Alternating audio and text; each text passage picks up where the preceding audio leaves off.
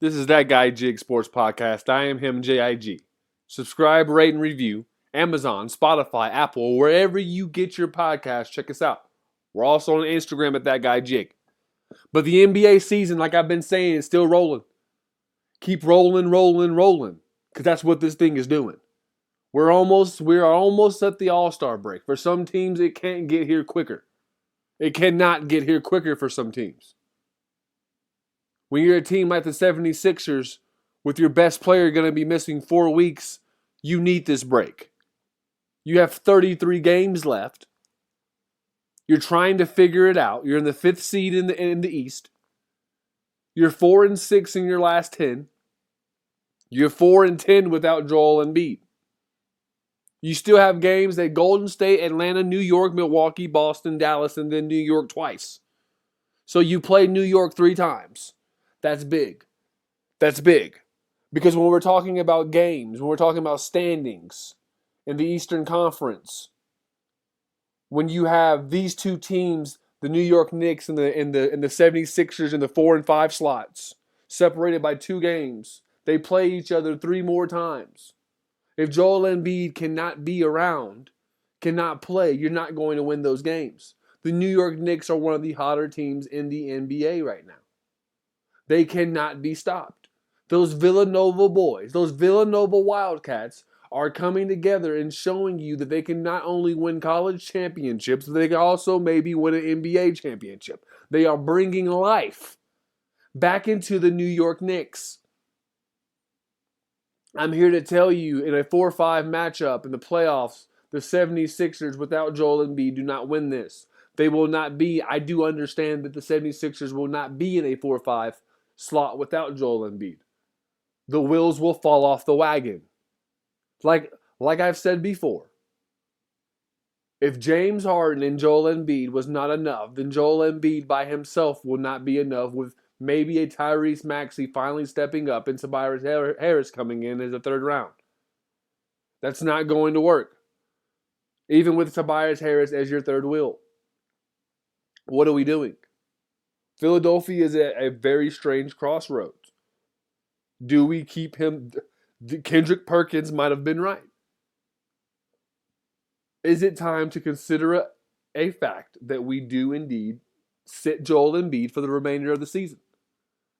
And you plan to do a big overhaul for the offseason, because right now it looks very dim. It does not look good. Now, stranger things have happened. Teams have gelled. They can still make a trade at the deadline and bring some people in. There is a chance. There's never not a chance, especially when you're in a big market. So Philadelphia could do something. Like I've said before, there are many teams out there that are at the bottom that have pieces that need to go. Who's next to go in Toronto? Who's next to go in the Hornets? They've already expressed a willingness to blow it up without everyone except for Brandon Miller and LaMelo Ball. Everybody else is on the table. Maybe if you're the 76ers, you try to get a Miles Bridges. Maybe you try to bring in somebody that can help you stay afloat while the big guy is out, because you don't know how long he's truly going to be out. They say 4 weeks. Joel Embiid is 7-footer. It's going to be a little bit longer. He still has to get in game shape. This is a knee injury. He's not going to be able to just jump right out of procedure and keep it going. So the 76ers are one of these teams that they can't wait for All-Star break. They need that break. They need that time to heal. Nick Nurse needs that time to figure it out. Another team that probably can't wait to get to the All-Star break is the Golden State Warriors. They have to figure it out. Are we going to keep Clay? Clay Thompson is bad, folks. We are seeing the fall of a star. We are watching a fall star. And I want to say something.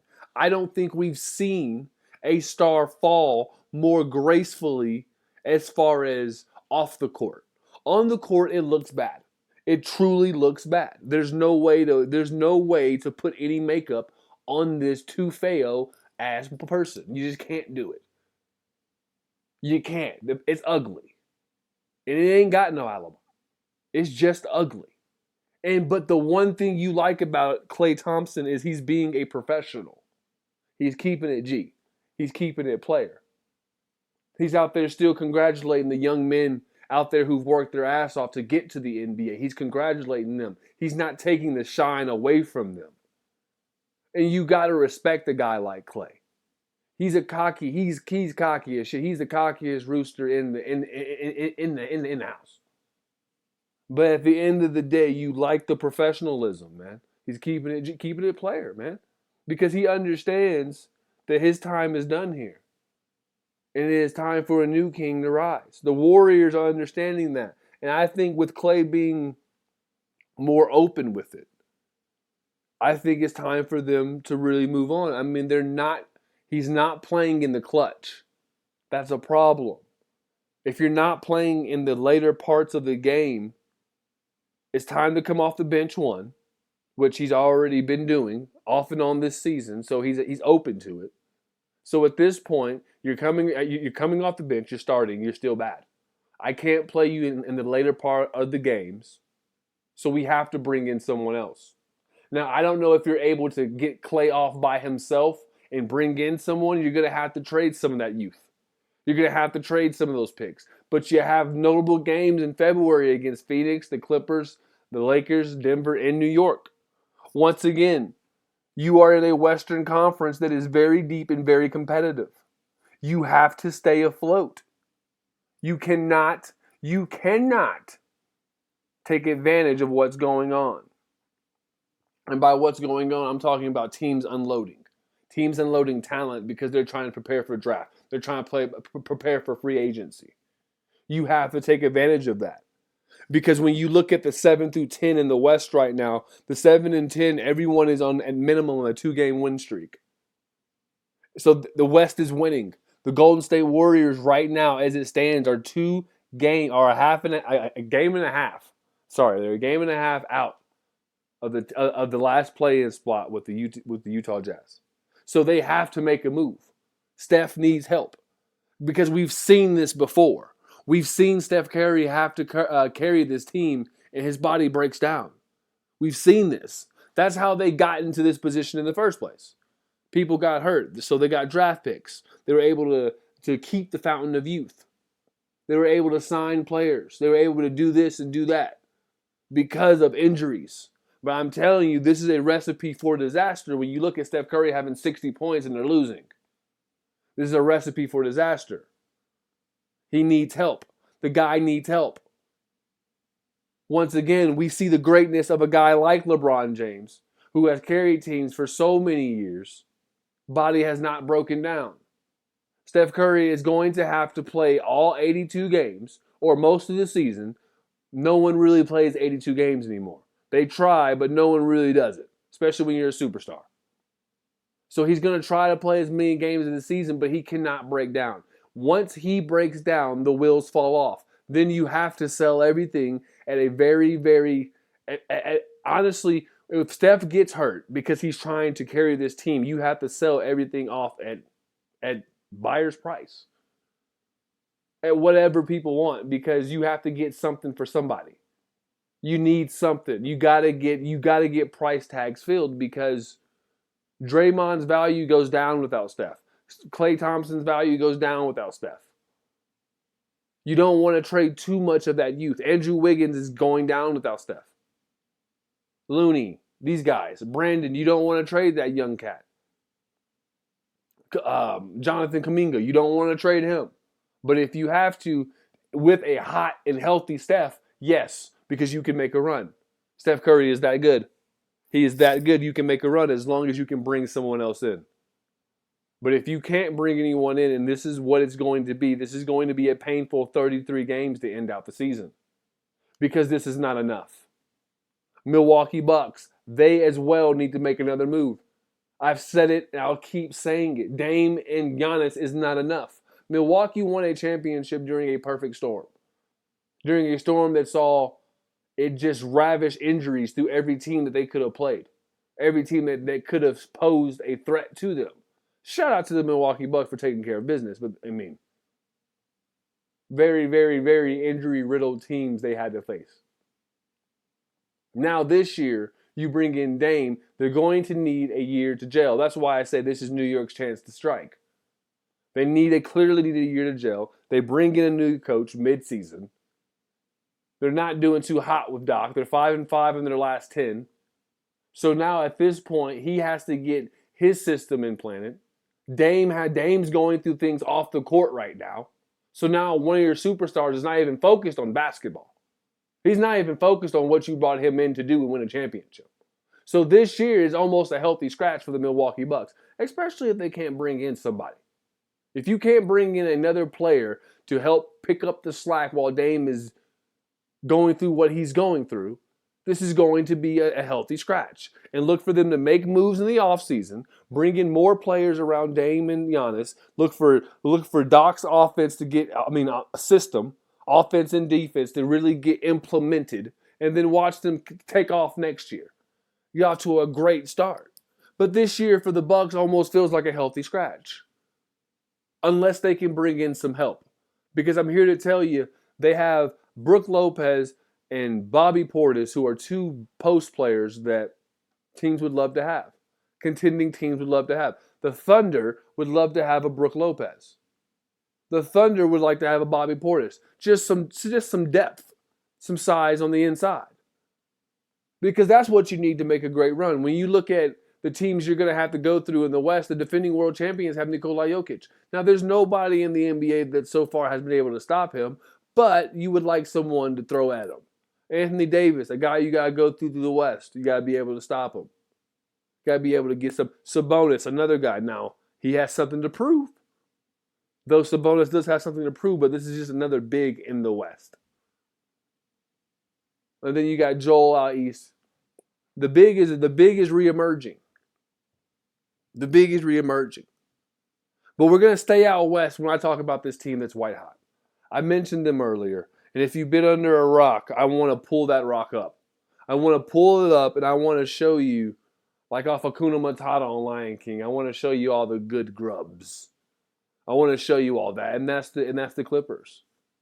The Clippers are 26-5 since December, folks. This team is poised for a championship. I'm trying to tell you. They are poised to get a championship and then go into that new arena.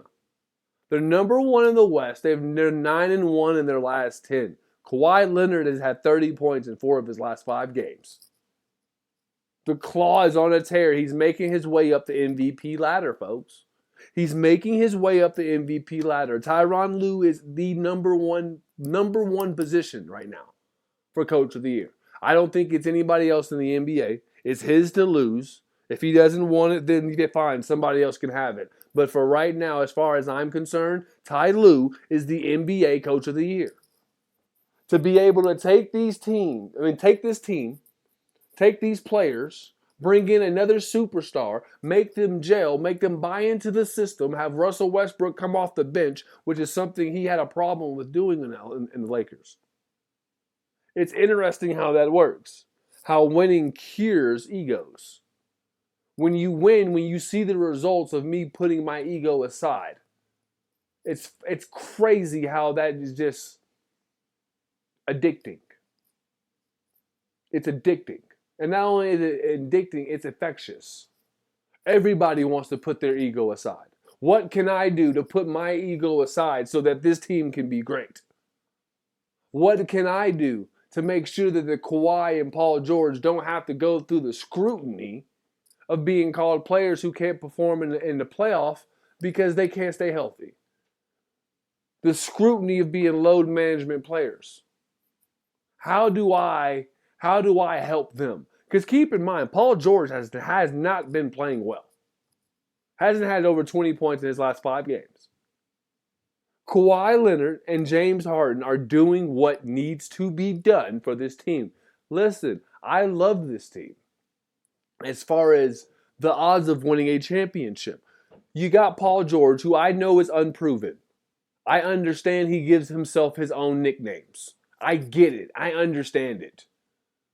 I get that James Harden is the greatest magician and the greatest disappearing act when it comes to the playoffs. I understand these things. But Kawhi Leonard gets it done. If Kawhi Leonard stays healthy, he is known to get things done in the playoffs. So I look for the back half of the season. I look for the Clippers to not only do a little less load managing, but I think they're going to play Kawhi in different situations as far as the roster around him. They're going to get other players used to playing in high pressure situations, similar to what Mike Malone did with the Denver Nuggets last year. How during December, January, February, the Nuggets kind of struggled. Well, you look at it, I know the Clippers aren't struggling, but the Nuggets reserves were getting a lot more burn, a lot more playing time.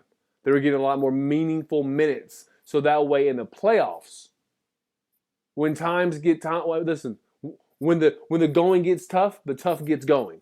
Shout out to High School Musical. But that's what happened with the Denver Nuggets. That's why you see guys like Christian Braun, you see guys like Peyton Watson. These guys just pop up, blow up, and show up because they understood what their task and assignment was. Because it's the same assignment I gave you in January. It's the same assignment I gave you in February. Now, the Clippers aren't doing that as much because they still have to get the gel to come together with their superstars. Understandably so. But look at their depth. Look at Mason Plumlee getting meaningful minutes. Terrence Mann gets meaningful minutes every night. Norman Powell, he's still there, folks. This is a very deep basketball team. This is about an 8, maybe 9 deep team come playoffs. I'm not just saying right now. In the playoffs, they could get away with playing 8 players. Solid. This team is poised for a good run. And that's the thing about the West. This team is built to play any matchup that they play in the Western Conference. Any matchup. The Minnesota Timberwolves, the Denver Nuggets will give them a problem because they have good post play. That's the one place on the Clippers they do struggle is in the post and in shooting. I don't believe, make me a believer. Like I said, make me a believer. I'll eat crow.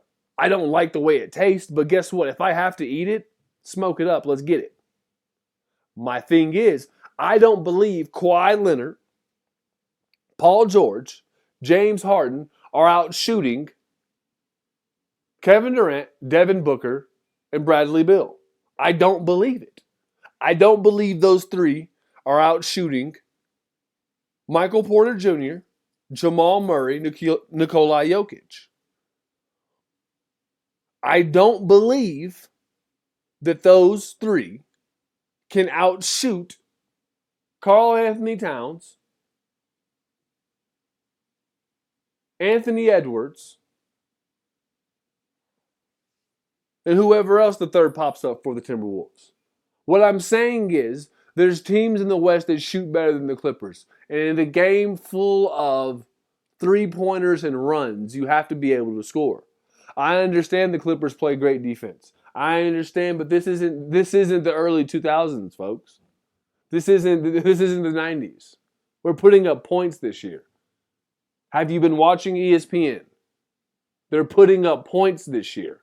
Points, points, points. If you cannot score, you will not win a championship this year.